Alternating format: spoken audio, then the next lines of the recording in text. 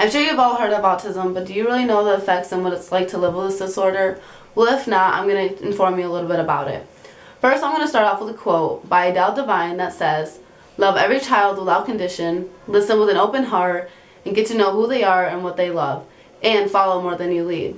I love this quote because I believe everybody deserves to be loved no matter what and no matter the situation. While I'm speaking, I really want you to focus on how unique a person is living with this disorder. And to those of you who know somebody or live with somebody with autism, I really hope I can educate you a little bit more on what it's like to live with it. Autism is a disorder that affects the way a person communicates and interacts with other people. And the only way we can understand this is by looking at the causes, symptoms, and treatments of it. So first I'm going to start off by telling you what autism is and the diagnosis of it.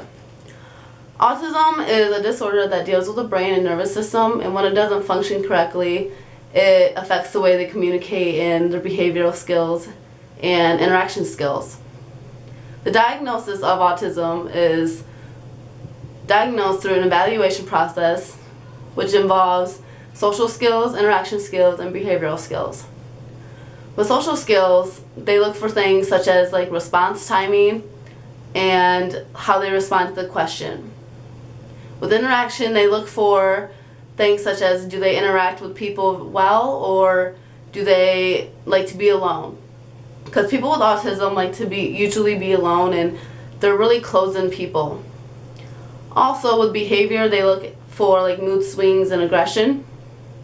And to add on to diagnosis, I have a chart here that shows from 2000 to 2010 of autism rates. And in 2000, 1 in every 166 people had autism, and in 2010, 1 in every 68 people had autism. So that shows an immense increased rate of autism, and we need to take serious accountability of this.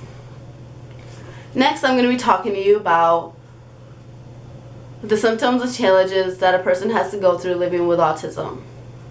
The first symptom would be sensory overloads that they have, such as like texture, smell, and noise. With texture and smell, if something don't smell right to them or feel right to them, they may have like little freakouts. And then with noise, they can't be around like large groups of people that like with really loud noises, such as like basketball games or football games. If they do, they have to wear those big ear muff headphone things, if you know what I'm talking about. I'm sure you've all seen them before. And some other symptoms that they have are things such as ADHD, anxiety, tics, and repetition.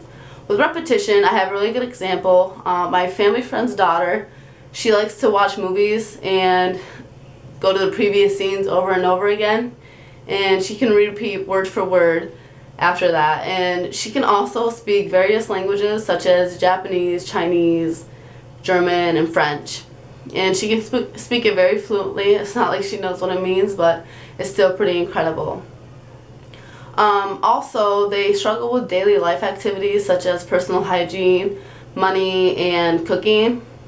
With personal hygiene, again, with my friend's daughter, she can't go to the bathroom on her own. She wears a diaper, and she's 12 years old.